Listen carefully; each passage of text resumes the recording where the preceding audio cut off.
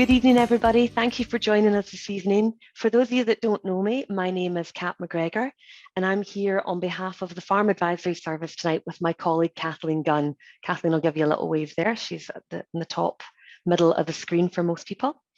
We're here to host tonight our meeting, which is entitled There's More to Sheep Than Meat. So I'm just going to share out my desktop with you guys and share a presentation out. Hopefully you'll all be able to see this okay. If you just bear with me a moment. Okay. Hopefully, folks, you can all see my slide okay? My slides okay? Okay, so welcome along to tonight. Guys, the idea of our meeting this evening is we want it to be really quite interactive, and we want you to get from it what you possibly can. So to enable us to get the best out of the meeting, we would like you to be as engaging as you possibly can. So if you have any questions tonight for our speakers, who I'm just about to introduce to you, please by all means type your question in the chat box or in the Q&A section here. You'll see just down the bottom on your toolbar. These are the options that you should be able to see to be able to ask your questions. What we're going to do, folks, if you don't mind, is leave all the questions to the end of the evening. But as we're going along, if you have a question, please by all means pop it in the chat box or the Q&A, and myself and Kathleen will pick these up, and we'll then control the questions that come in and present them to the speakers at the end of tonight's meeting. So our speakers this evening. We have Graeme Bethune with us from Caithness Yarns. Graeme's going to be kicking off the meeting for us, followed by Julie Hermitage from Ewan Wool. And then we're going to finish off this evening with Audrey Litterick, who is from Earth Care Technical. All the three speakers tonight have a background or use wool for different aspects. But first off, folks, I'm just going to hand you over to Graeme, who is a little bit different from most crofters or farmers out there, whereas wool is his primary product on his croft with his flock, and wool is and meat is secondary. So Graeme, if you don't mind, I'm just going to hand over to you if you want to come off of mute, Graeme. Hello, everybody, and thanks for coming to listen to what we have to say this evening. As Kat has kindly mentioned, my name is Graeme Bethune, and I'm a farmer in Dunbeath in Caithness. I've been farming here for about 12-15 years, and for the first 7 or 8 of them, I was your classic crofter in this area. I produced store lambs as the basis for the farmer's economics, and it wasn't really cutting the mustard, and I wasn't particularly happy as well, so I was looking to diversify. And I was about 7 years ago, I was thinking, I'd been looking at doing meat as diversification, and it just wasn't practical from where we were. And of course, we were sharing, and I just had one of these light bulb moments, because I had this huge pile of gorgeous fleece, and I thought, right, let's see if we can make some money from this, because the wool board wouldn't give us anything. At the time, it was about 135 a kilo for prime Cheviot. It's now 36 pence, so it's even worse rates now. So I spent a couple of years developing the business to make. I don't make the yarn. I get it professionally spun, and then I retail it. And to give you an idea of how the economics vary, after processing, I'm looking to be making about £36 per kilo profit, as opposed to 36 pence. So it's 100 times what I would have been getting if I was sending my wool to the wool board.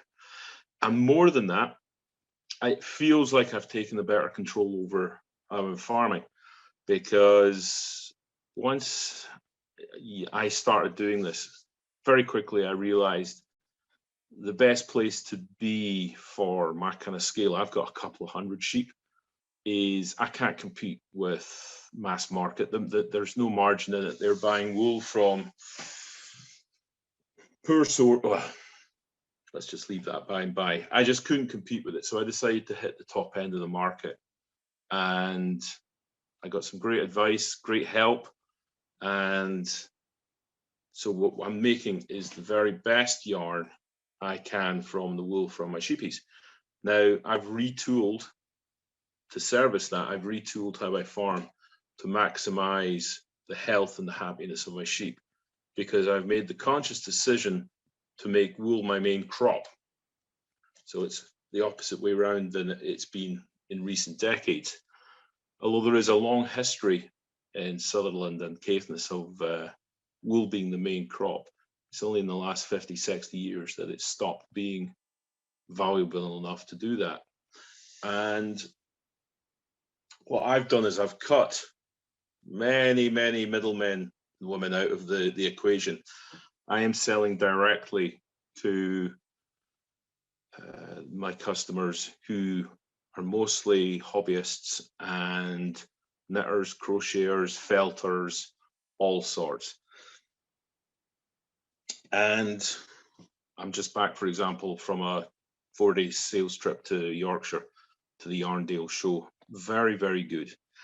But I want to talk to you about just as I can see that Cat's watching the time like a hawk.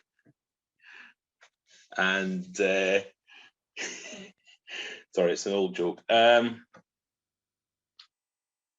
If you want to widen or change the focus of what you're doing, wool is the obvious thing from sheep, because in the Highlands here, sheep were brought in originally purely for their wool. The meat, there was already sheep here, but the sheep that they were farming were replaced by Cheviots, North Country Cheviots.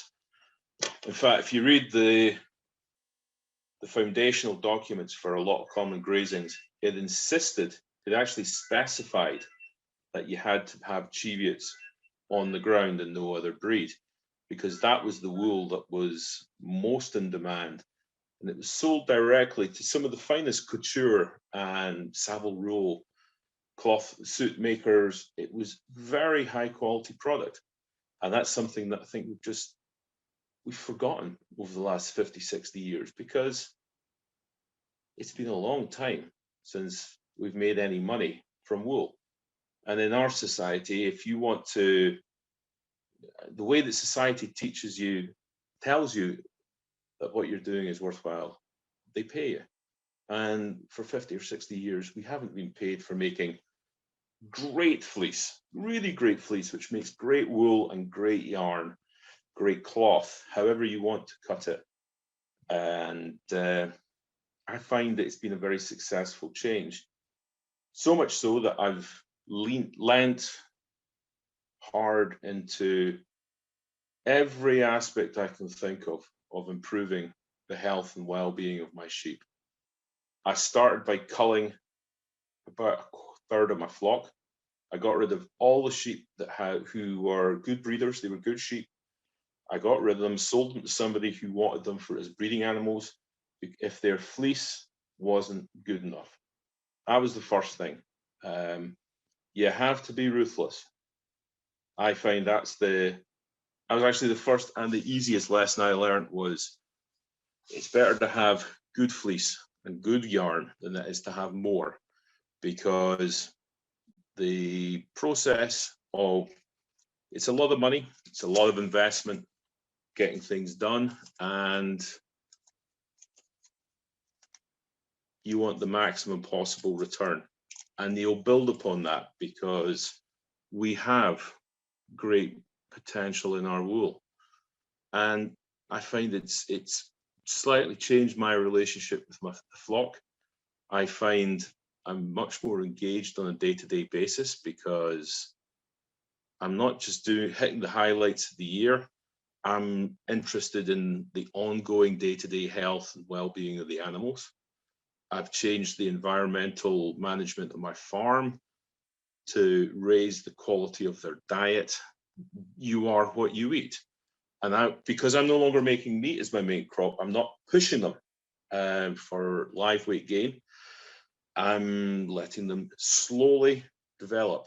And that has huge implications, especially for lambs and gimmers, because that early development will see them have longer and healthier lives, and that will produce better and more wool.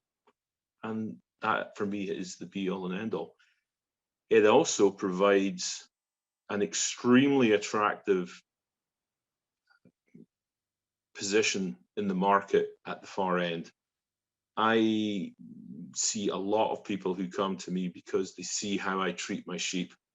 They like watching my sheep, all 200 of them, crowd round me, getting their heads rubbed, eating well in an environment that's being farmed primarily for the health of the sheep, but that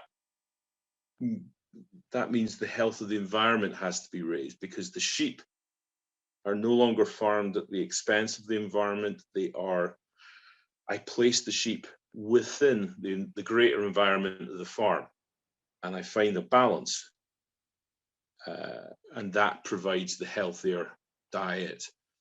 Ironically, and this is where it gets really counterintuitive, I'm running 30% more sheep. So-called intensivity it just drained a fair bit of the goodwill out of the soil, and just by stopping, as much as anything, just by stopping, no fertilizer, no ploughing, few tricks, few bits and pieces, but mostly just letting the land recover and balance.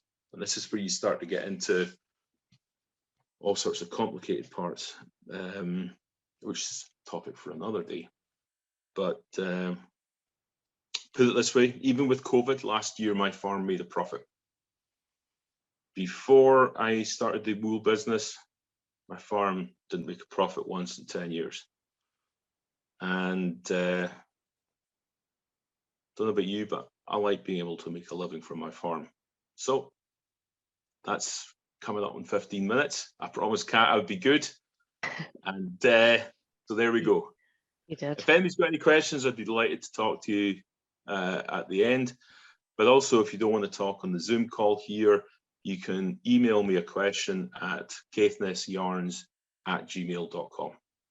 Okay, thanks very much. Graeme, thank you very much. There is a few questions, Graeme, but we'll just hang on to them to the end if that's okay. Yep, perfect. Sure. Okay, folks, I hope you enjoyed hearing from Graeme there. What I'm going to do now is we're going to pass over to Julie from Ewan Wools. And before Julie actually speaks, we just have a little video clip to share with you all. So I'm hoping this is going to work. It should do. If you bear with me, folks. Okay.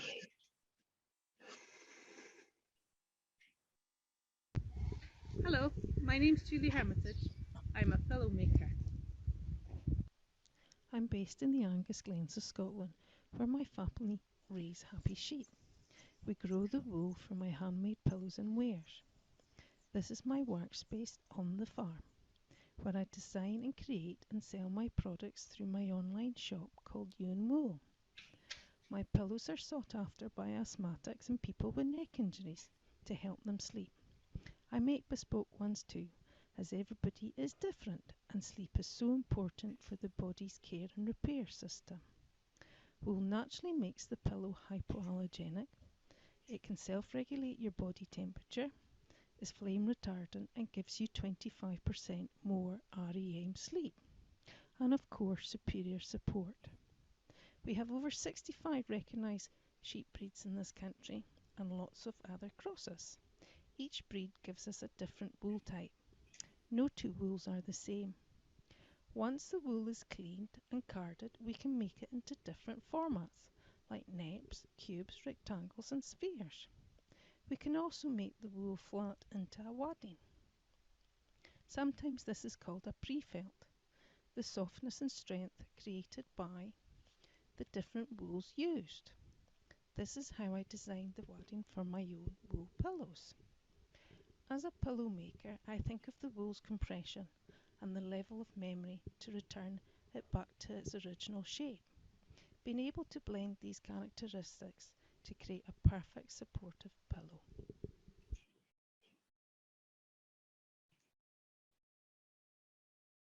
Okay, folks, I hope you could all hear that okay. It seemed to work okay at my end. So that's a little introduction from Julie via the powers of video. So Julie, are you happy to come off of mute for me, please? Are you able to do that? There we are, Julie. Yep, that's you. You're able to speak now. So folks, I'm going to hand you directly over to Julie now that you've seen a little bit of a clip of what she does. Thanks, Julie. Thank you, Kat. Partly to keep me on time, the video was something I had learned to make last year, so hopefully that was a little insight to what I do. I've also got a number of slides which, with my new skills from earlier on, I'm hopefully going to be able to share my screen. Can everybody see that? Not yet, Julie, no.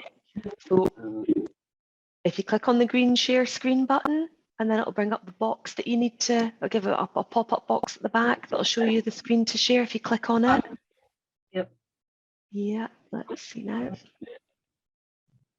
It's just loading up on our screens now, Julie. Yeah, we can see it. If you want to click from the beginning on your slide, that would be great. There we go. There we are. That sounds good, Julie. Okay, right. Thank you for bearing with me in terms of the technology. We started Ewing Wool about 2013. We started research, and we are sheep farmers, and we've been here for 20 years, and we're tenants. This is my partner, Andrew Scott, my long-suffering person that should get a medal for all the things that he puts up with from me. So when we started the business, what happened was we had a very young son who was about 4 or 5 years old. He's now a teenager, and he was suffering from asthma. And somebody said to me, try him under a wool pillow. And I thought it was a bit of an old wives' tale. And then when I seen the difference that it had to his health and to make him sleep, I thought, why haven't we all got wool pillows? So it started me on a journey. I got a lot of help from the design and action team at Dundee Uni, also from Heriot-Watt University. They have a very crucial piece of machinery, which I think actually, I'm not even sure they still have it. And we obviously had help through Interface and the biofuel programme, which I'll come on to a bit later in the next slides. So the main focus of what I actually make is actually the pillows. There is a reason for that. And a lot of it's to do with handling of the material, because we started off my porch. I have got a lovely loft conversion now, but it did take us 6 years to get that far. When you're at trading stands, things like hot water bottles are very useful because they show people all different skills in terms of needle felts. And I mean, this is wool that I've used from the farm, and also Harris tweed. And then again, I don't actually weave, but I do know a few weavers, and a lot of materials. There's some materials I will buy into, but the pillows is the main thing. So it's a own wool. It goes to NT Yorkshire and it's made here at the farm, or it's all assembled and put back together at the farm. So I have done a couple of duvets, but I don't yet specialise in them because as a small artisan maker, it's more to do with the scale production and how to get them made at a commercial price, because anybody can go online nowadays, and a cost of a wool duvet will range from 150 quid up to 300, even 600 pounds. A lot of people will get what we call as label shock, and they're like, why? Because at the moment you're getting 30 pence for your wool. So there's a big difference between the two. But wool in terms of trading is the Rolls Royce. A lot of people nowadays, they are more aware of the natural material because of the plastic in the oceans, the sustainability, it is biodegradable. So in terms of the product at the end of life, that's why it's important. But nature has shaped it on the sheep for the last 2,000 odd years. So humans can actually pick up on that. And that's why it's so great for us, because it does this thing of self-regulating your body temperature. Wool is both hydroscope, but it's water loving and water heating at the same time. And because of that, it wicks away the moisture from your skin. So it's extremely good for ladies who are having hot flashes, that sort of thing. It's great for young babies because obviously babies can actually regulate the body temperature. It's naturally flame retardant, breathable, natural memory, and levels of memory in terms of resistance, because each of the wools do have their own particular level of resistance in terms of when you're bending the fibres. So the benefits to a pillow form of that, or in bedding, is, you know, mostly is the even body temperature. So you have a less disturbed sleep.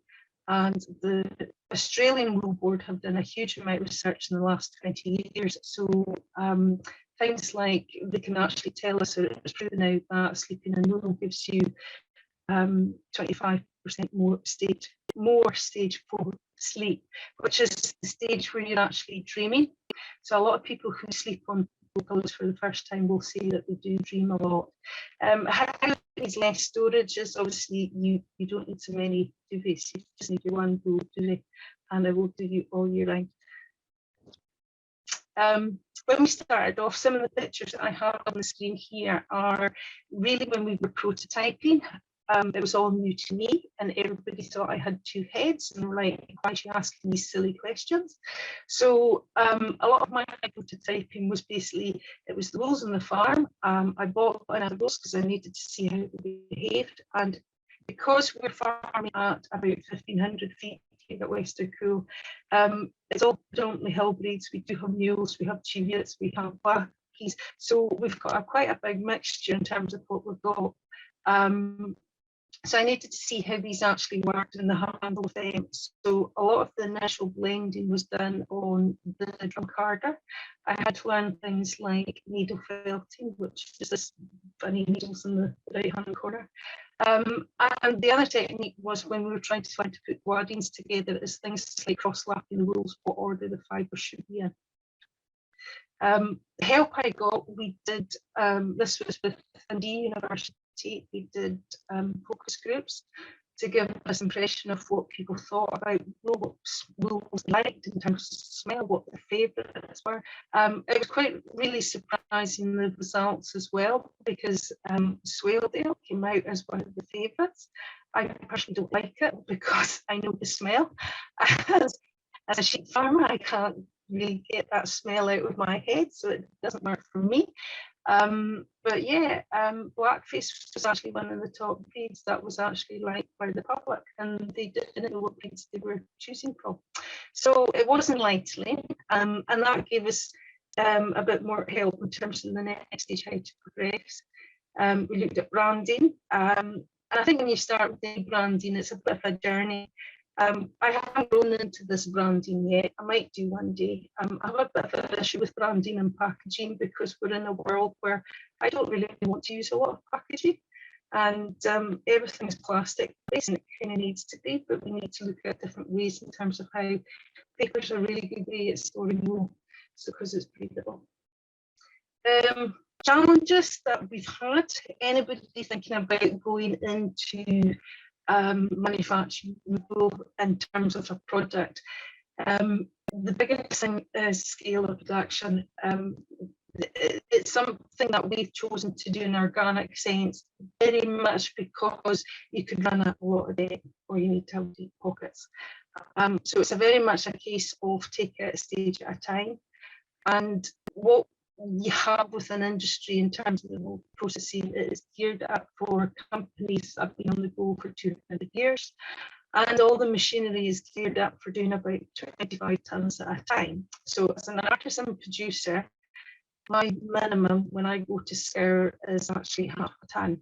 So, and I tend to do 1 tonne at a time, and that does then mean that I have that scoured, and I card it at the same time, and then when I go to do the next stage of it, I will actually, the needle puncher I work with has a prototype line, and because of that I can do 100 kilos at a time.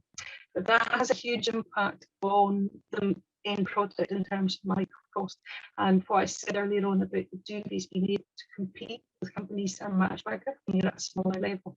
So it's a case of sort of saying, do what you can, and just next stage to take that along.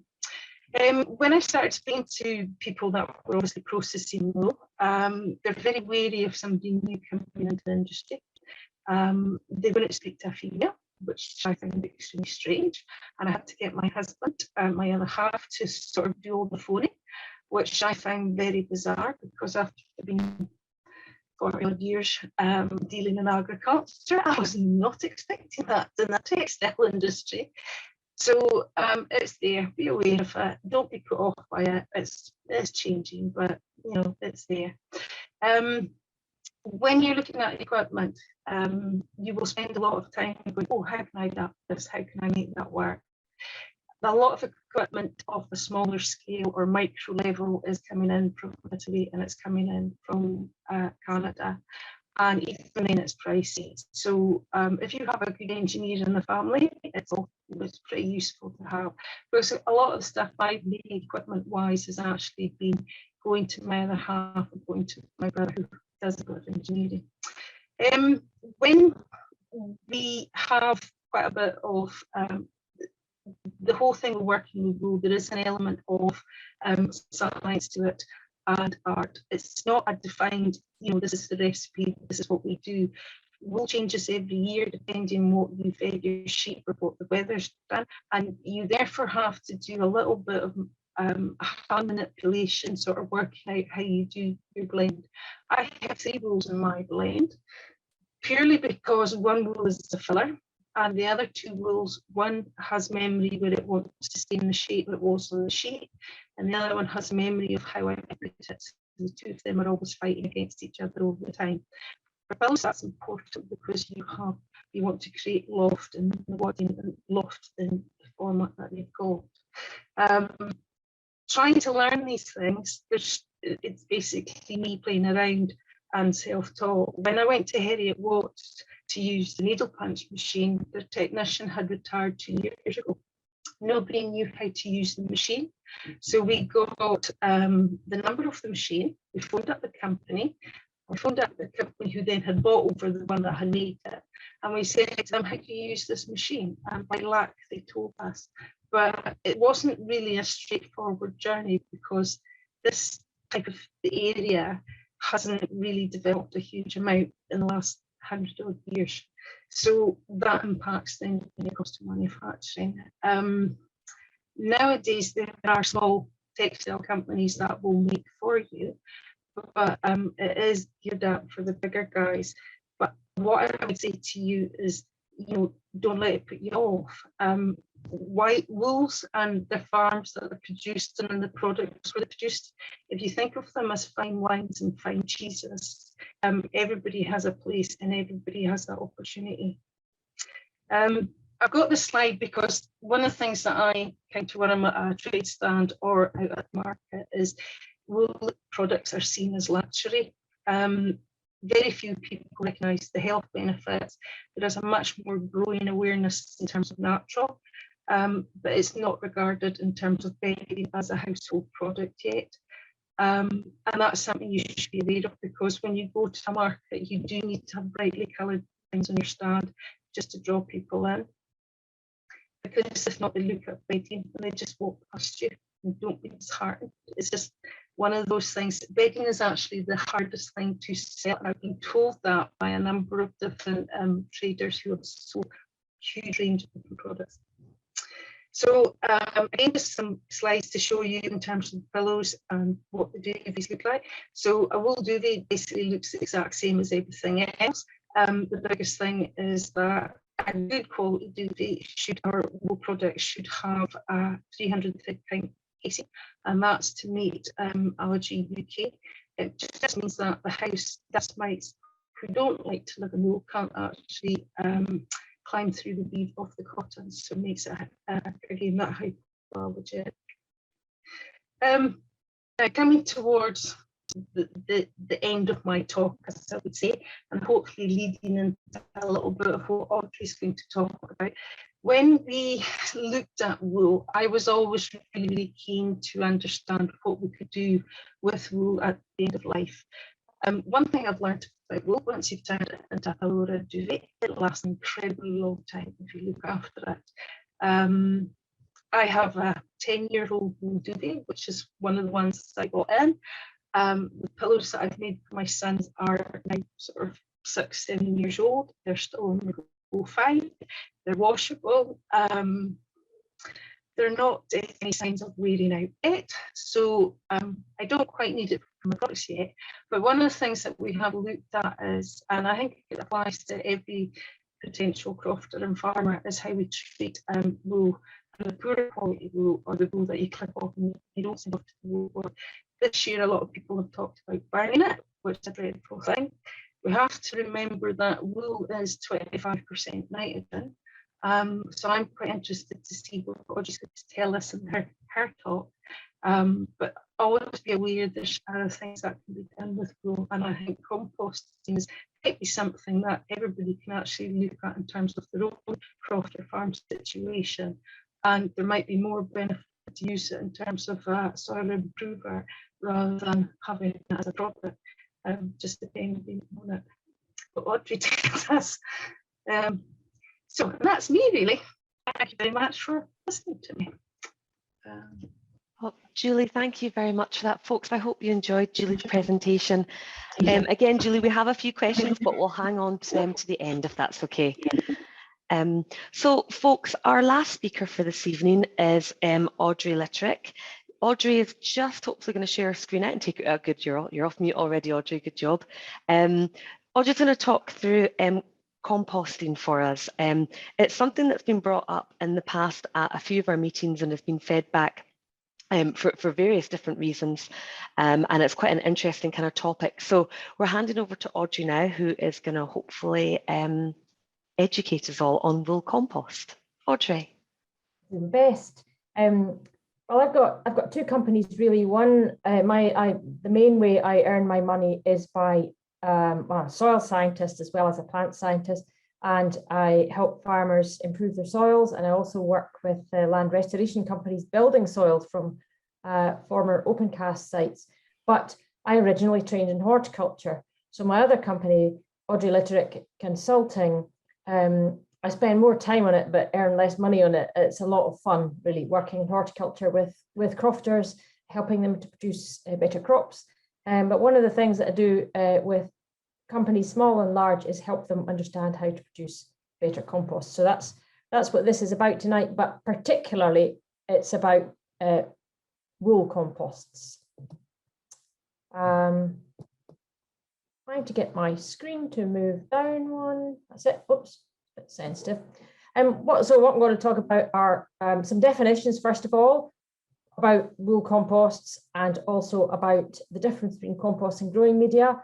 That's a very important one. Then onto how composting actually works, how to make good composts, particularly using wool, and then a bit about using wool composts.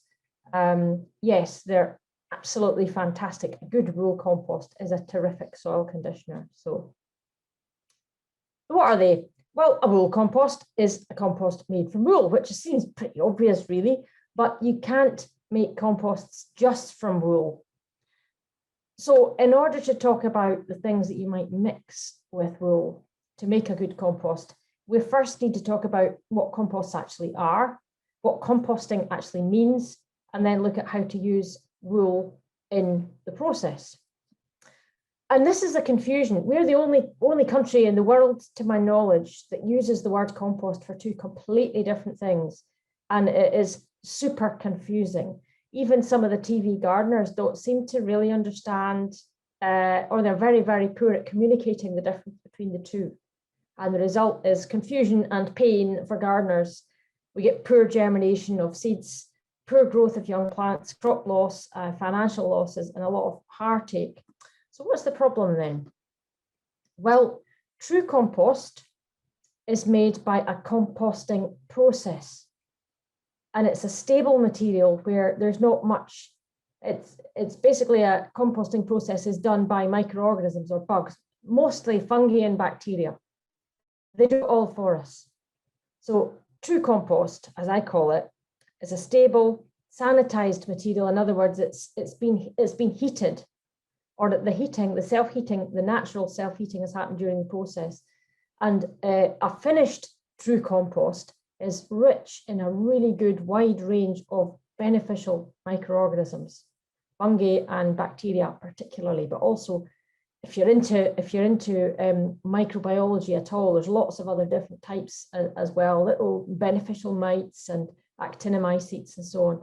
So it's suitable for use as a fertilizer, as a soil conditioner, as a top dressing for turf, or only the very best ones, only the very best composts can be used as constituents of growing media. Now, what is a growing medium? The problem is So a growing media you might define as a substrate or a substance that you're going to maybe sow seeds in, or grow young plants in, or put in a great big pot and grow larger plants such as trees and shrubs in, and fill tubs and troughs in your garden to grow bigger plants or vegetables. That's a growing medium. But in the UK, we call that a compost as well. And in the past, well, I'll say a bit more about that in a second, about growing media. So the benefits of using what I'm going to call true compost, in other words, the kind of stuff that you might make using wool and other things, yet to be defined. The benefits of using true compost in agriculture or in horticulture, field horticulture, are really well known. They're extensively documented and well known. And there's lots of research out there showing you how to do it well. So what is composting itself? This is this picture here is a picture of Fife Council's outdoor windrow composting, where they're taking commercial wastes produced by landscapers and also garden wastes from domestic gardeners, and they're producing that a top quality true compost from that through mixing, bit of shredding of the woody material, self-generated heating and aeration, and the end product is absolutely fantastic. That's not a growing medium. I'll say a bit more about that in a minute. So what composting is it's a controlled process, and it really, you do have to put a bit of effort into it. It's a controlled process. It's aerobic, that means it happens with oxygen, and it's biological decomposition. It's largely not a sort of chemical process. There's lots of chemical reactions, but it's all conducted by bugs, and those bugs are naturally present in the wastes that you're putting into it. And by biodegradable, I might mean, well, wool is one constituent of a starting material for compost, or feedstock, as we call it in the commercial composting industry. These bugs that do the job are there naturally present on all the wastes that you might want to put into a composting process. So composting is achieved through mixing, aeration, self-generated heating, which is completely natural. You do not heat a compost heap. It happens by itself. It won't happen if you don't put the right things in it. So I'll explain a little bit about that. And you can do it on a very small scale. That one, the picture at the bottom there is my husband at our garden scale compost bin. That's a metre cubed, if you like, when it's full. And that's about the smallest I like to go. When you go smaller than that for a garden compost heap, the composting process doesn't work that well. It's too cool. It doesn't itself heat properly. So you can go as small a scale as that, or as large, pretty much as large as you like. The size of the windrows is those are very big windows in the top there, because that's very coarse material that's going into those. So if it's coarse material, you would have taller windows. These are nearly 3 or 4 meters high at the start, by about 6 or 7 meters wide, by as long as you like. But that's with a very coarse waste. Sorry, it's a bit sensitive. My down arrow is not working on the computer. So the word compost, as I've said, can also mean a growing medium. I know that the word compost is used interchangeably. By growing medium, what I'm saying is it's a bag, usually in a plastic bag, you buy it in a garden centre. And it's used different types. You get different types used to sow seeds in, strike cuttings in, pot on young plants, or perhaps grow fruit and vegetables and salad in. And the UK gardening media regularly use both meanings of the word compost. I tend not to use the word compost for a growing medium that I buy out of a garden centre, because it is so totally different. But the UK gardening media regularly use the word compost for both, either something that you buy out of a bag to sow seeds in, or something that you make yourself in your garden compost heap, or on your croft on a larger scale. But they're totally different. They're not interchangeable. It's really important to understand that. Growing media are manufactured by blending several constituents together to get tailor-made products for specific uses. So the specific uses might be seed sowings, cuttings, potting on young plants, potting on older plants, And then at the sort of most nutrient rich end of the scale, growing greedy plants like potatoes, for example, vegetables. And then there's a specialist use as well, ericaceous plants. So the constituents in a growing medium might actually include compost. For example, compost made from wool and woody material, or your own garden compost, or you might put in high quality compost from a commercial compost producer. But formerly, growing media were made based almost entirely on peat. Peat was the main bulk constituent. Nowadays, there's immense pressure to stop extracting peat, mustn't use the word harvest, stop extracting peat because it's a non-renewable resource. We're running out of it and we need to leave it in peat bogs. But there are no easy peat replacements because nothing is quite as easy to include in a growing medium as peat is. None of the other things that you can replace peat with are a direct replacement. So you've got to use a blend of different things. And it's not an easy thing to do. They might be coir, composted bark, composted wood fibre. To a lesser extent, top quality, specially produced, true compost, such as the one you might make from wool, for example, and say bracken or shredded wood. I've listed some other ingredients that you might use there, because when you're making a growing medium as opposed to a compost, you have to put lots of other things in there. Sorry about this. The physical and chemical properties of a good growing medium are absolutely critical to its safety and performance. The kind of compost you make in a garden compost heap or a great big commercial composting system, they're terrific, but they're soil conditioners. They're full of nutrients, very, very rich and quite salty. So if you try to grow plants in that directly, you might succeed, but frequently you won't succeed. You'll burn the roots of the plants that are trying to grow into the medium. So it's crucial that somebody who's making a growing medium, as opposed to a garden compost or a commercial true compost, it's crucial that they do a lot of testing and blending to make sure that the stuff is safe for humans to handle and also safe for plants to grow in. And that's what I've summarised here in this slide, really. Why can't you use your own compost, for example, something that's made from wool and bracken, as a growing medium? Because they look absolutely the same, and this is why the confusion's happening.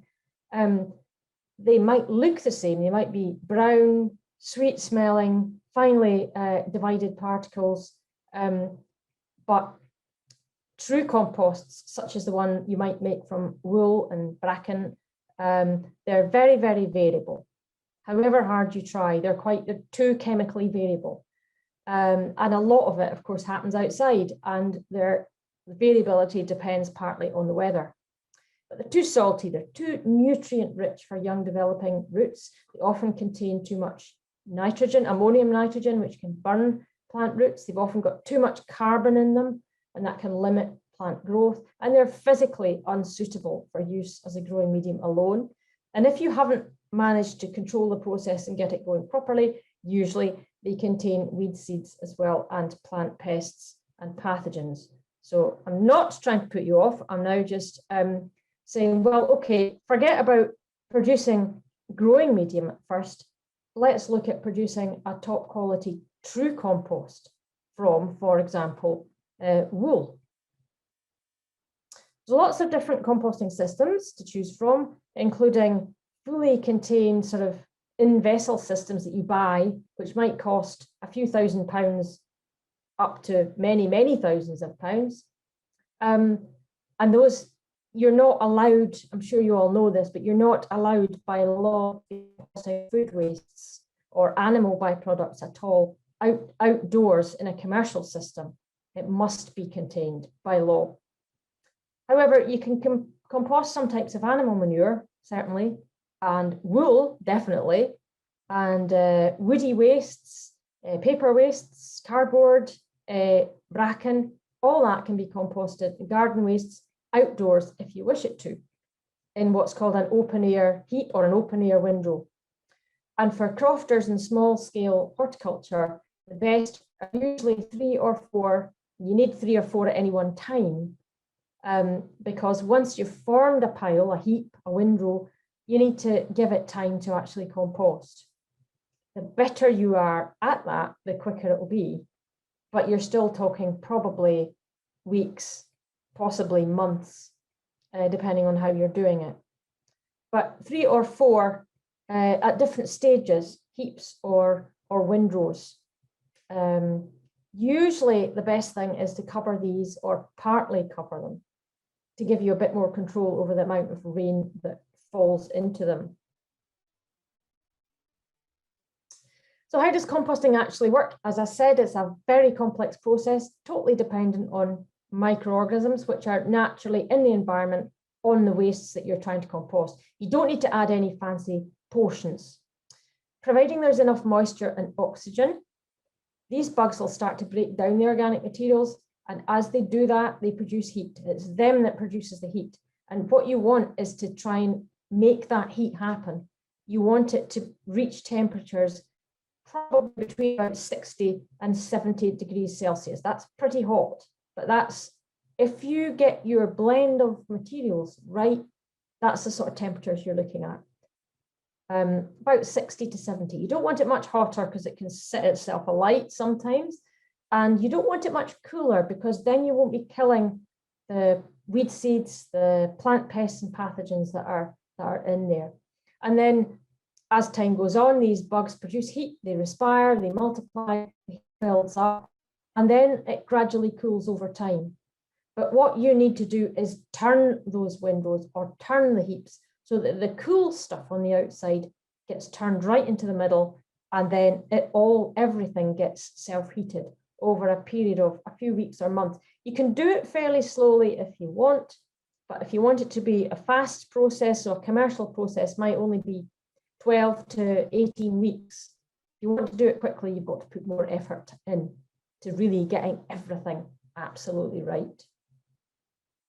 So that's what you need. You need bugs, which are there by themselves anyway. You need air or oxygen is the bit that they breathe. And you need water. You need plenty of oxygen. You need water, but not too much water. So an awful lot of that. There is a bit of science in it. It's got to be about 40 to 60% moisture content. But you do it by feel. You'll learn what feels right, what looks too wet, what looks too dry as time goes on. And then at the end of all that, you get out a bit more water, usually some carbon dioxide, some heat, and a finished product in the form of compost. So it's this natural heating in the compost pile or the windrow is absolutely vital to the whole thing, because it's that heat that kills plant, animal, human pathogens. It kills the weed seeds. It denatures the viruses. You can't kill a virus because viruses are not alive in the first place, but you can break them down. You can also help break down any pesticides that might have got in there. So this is a little diagram which I put to try to explain to people what you need to pay attention to when you're composting. Now, you need to get the amount of brown woody material to soft, fleshy, high protein material right. That means the carbon to nitrogen ratio. So materials that are high in carbon are paper, wood, card, and dry brown bracken is a phenomenal source of carbon if you can be bothered cutting it. Not the green bracken, because that's got loads of nitrogen in it. Then you want to blend that with some high nitrogen material. So that would be green vegetable material and wool. Wool is a phenomenal source of protein or nitrogen, but you have to blend it with something else. I'll say a bit more about that in a second. You also need to look at the structure. It's got to be open enough to let air in and to let water drain out through the bottom.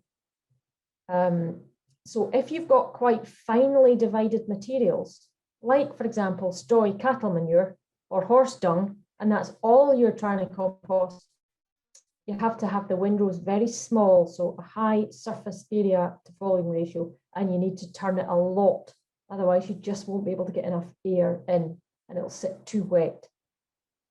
If you've got a coarser material like just shredded garden waste, then you've got a worry that you've got too much air in, or rather not enough moisture, and the heat won't develop properly. So you need quite big windrows to weigh the material down. And at the bottom there, you need a sort of middle of the road moisture content, so about 40 to 60% technically, but you need to just feel it moist but not wet. All the materials should be moist but not wet. So most feedstocks or starting materials are not any use on their own. So fleshy, wet, green material, or lots of wool, for example, which is not wet on its own, but it's far too high in nitrogen. You've got to mix that with chunky, woody material and high carbon material to balance that, so that you've got this carbon to nitrogen ratio right. The right blend of green, fleshy material with woody, papery material. So wool will not compost alone. It's far too dense when it's mixed with other fine materials. It contains far too much nitrogen and it's far too dry.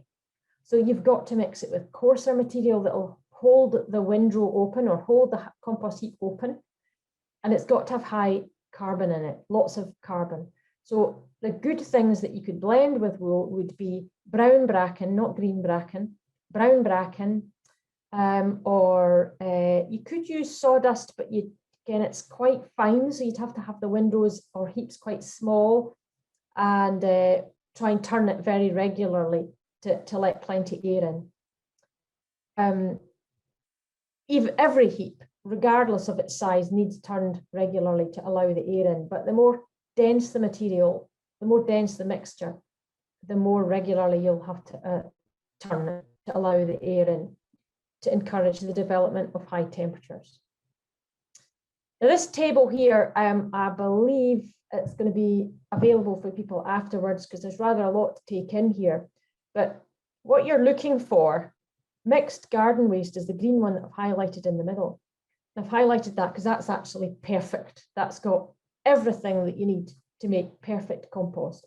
So the stuff that comes into the civic amenity recycling sites in the Central Belt, for example, that some people have cut their grass, some people have sawed down a tree, some people have cut their hedges, and once the guys on the site shred that, it's absolutely perfect.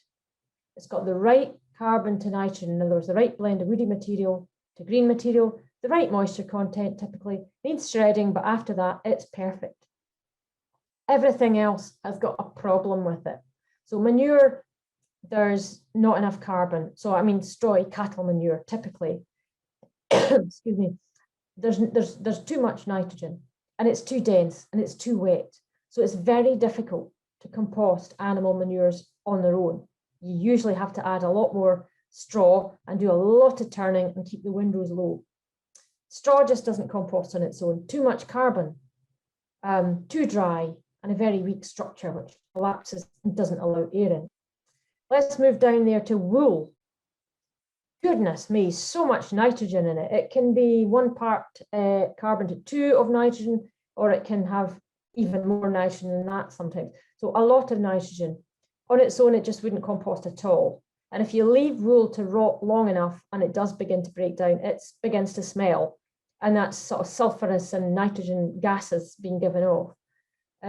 It's also a bit too dry typically, and its structure is too dense. But it is rocket fuel for a composting process if you put that in with some high carbon materials. The best thing to make wool compost out of would probably be some chopped bracken or some chopped wood. So shredded wood made with a garden shredder, or more likely a much bigger, a forestry shredder, something like that. So fresh wood chip on its own is very high in carbon.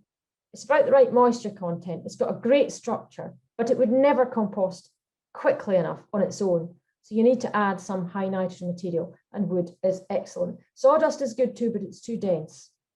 So chipped wood's better. So how to make good compost? Be prepared to put the time and effort in. Making good compost does not happen by accident.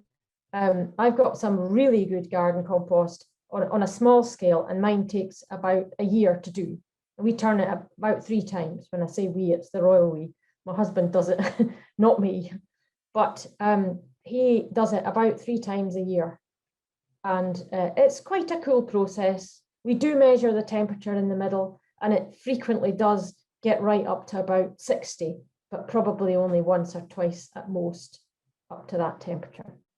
So choose your starting materials or your stock carefully. Use about 50% or 50-50 by weight of high carbon to low carbon feedstocks, like I've said earlier. Make sure the wastes are moist but not wet. It's best if you can cover the heat with a waterproof breathable membrane. You can buy the stuff, it's called Top-Tex. It's a bit like Gore-Tex. You can use an old carpet, but most carpets actually either don't let much water in or let too much in. So some people's heaps are too wet if they live in the west of Scotland. Some people who live in the east of Scotland, their heaps are actually too dry. So moisture management or lack of it is one of the main reasons that composting heaps or composting windows fail. So that's one of the key things that you need to look at. Nearly finished now, just a few slides to go. So ensure that enough air gets in, but not too much. And if the wastes are too coarse, you really need to shred them or make the heap quite a bit bigger or the windows quite a bit bigger. You really need to be turning a minimum of twice. If you're doing this on a commercial scale, and I'm sure some of you will be aware that there is a company doing this on a commercial scale called Dalefoot, and they're turning sheep's wool into growing media. So they're turning sheep's wool into composts first of all, and then they're blending various things to make growing media, selling it in bags. That is a very, very difficult thing to do. They've had lots of trial and error. They're on a very big scale.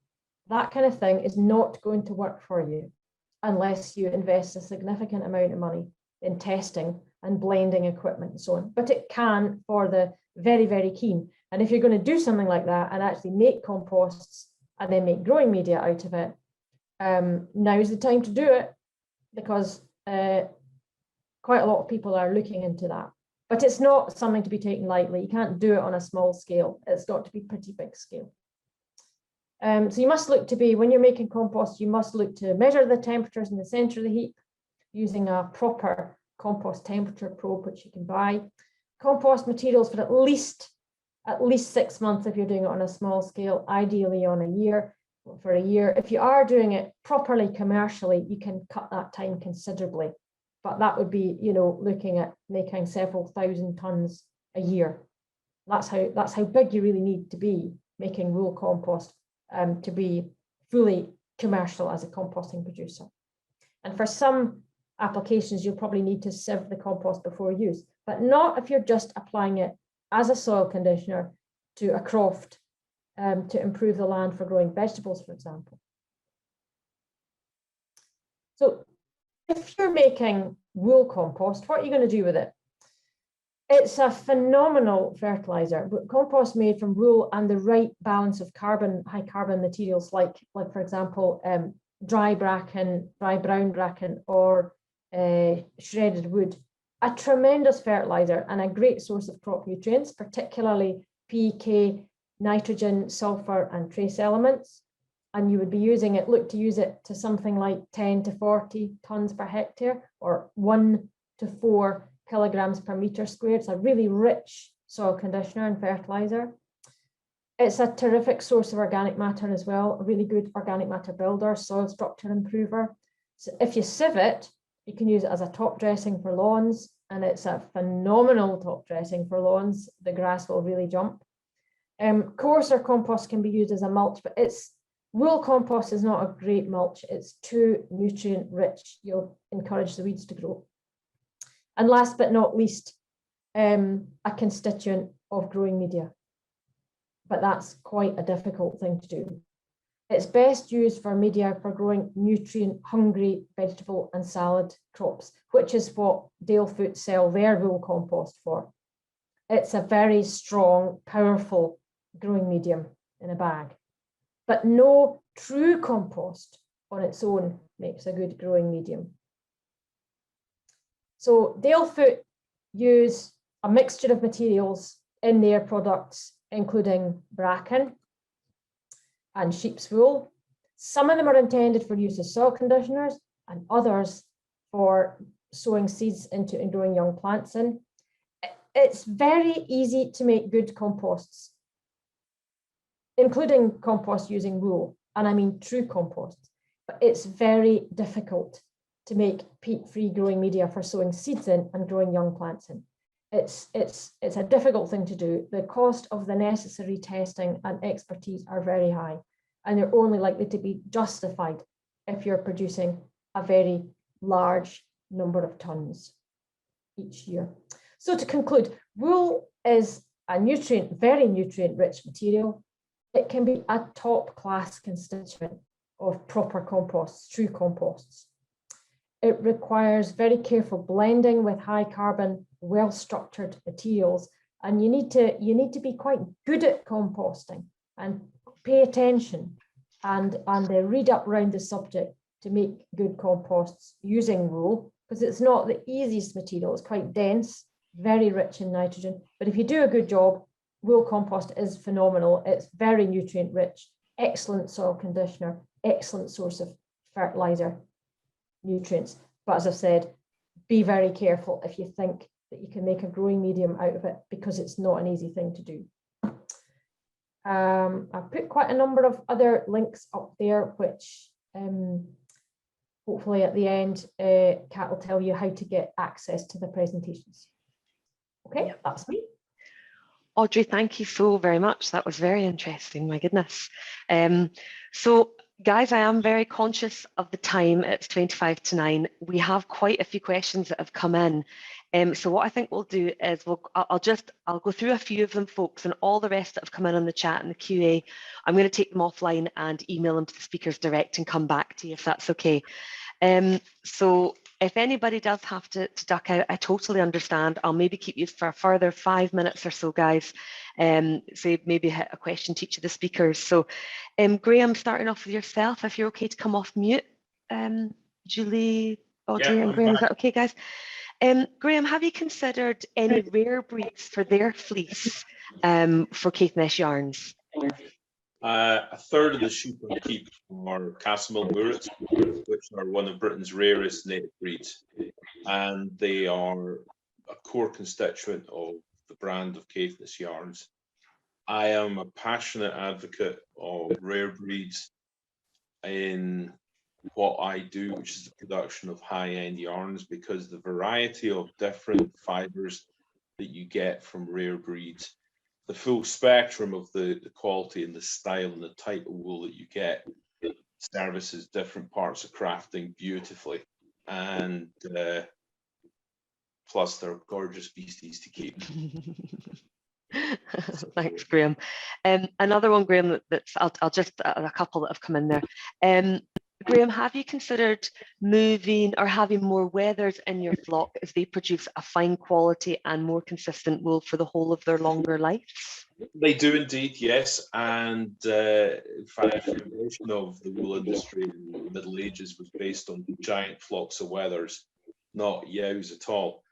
My Castlemilk-Murets, my rare breed, I run as a no-kill flock, and the boys are cut as wethers.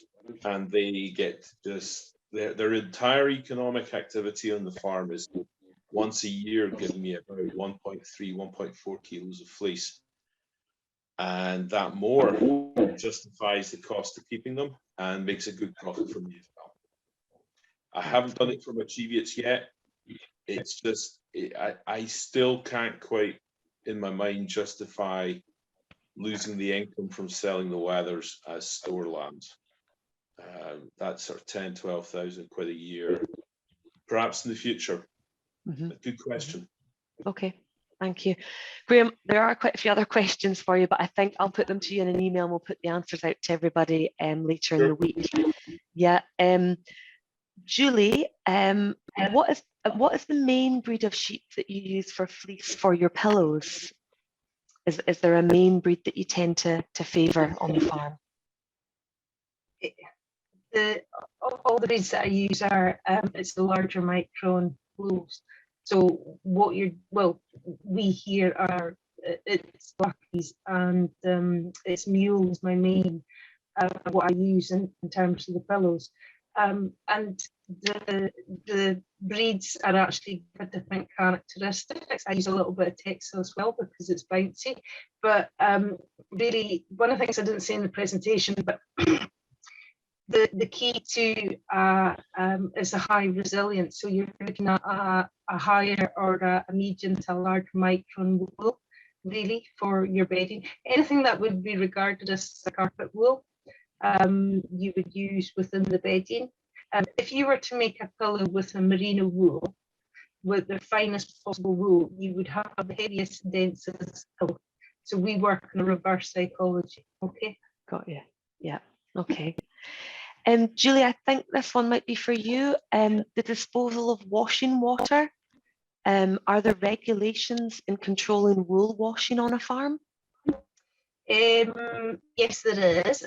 But because my wool is all scoured down in Yorkshire, everything, it's actually, when I started out, trading standards just said to me, don't wash it, right. Don't get into that bog. Standards for bedding has got to be so high.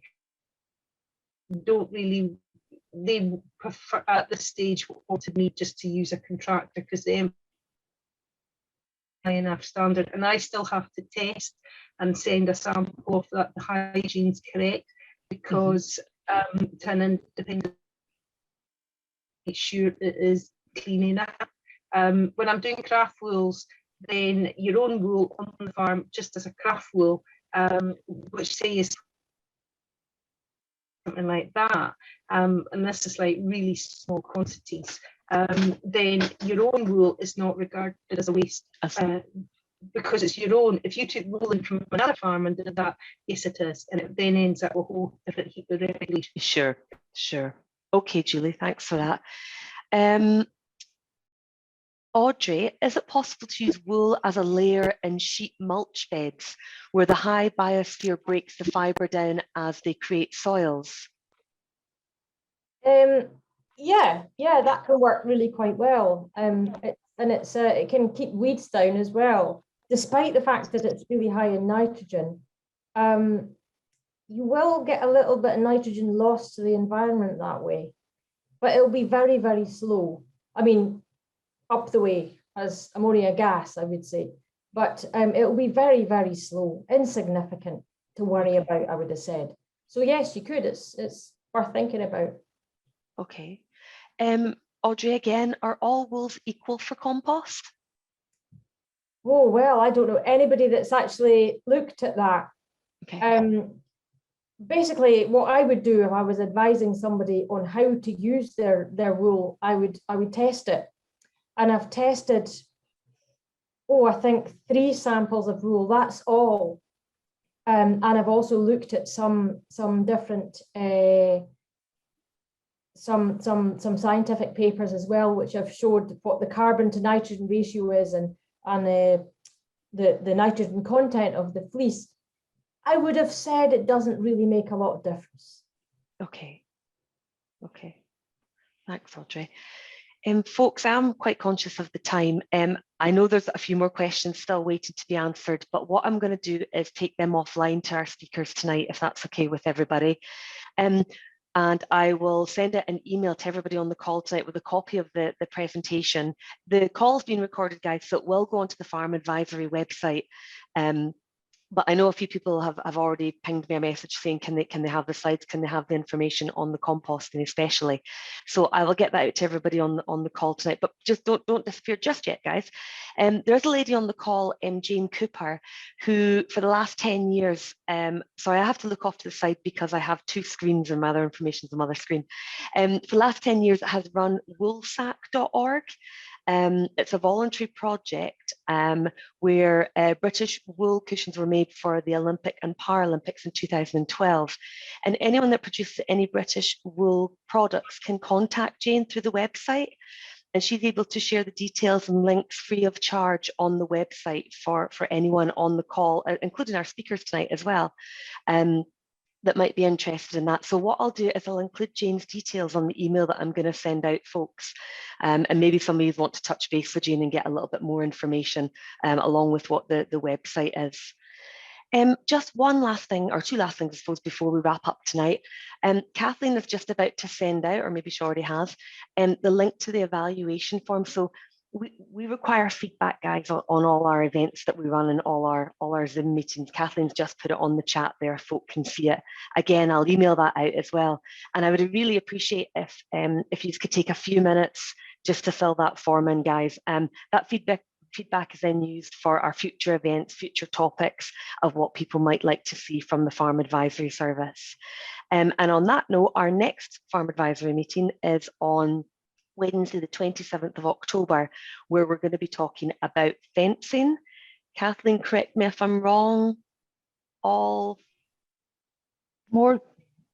There's more than one way to fence in your livestock.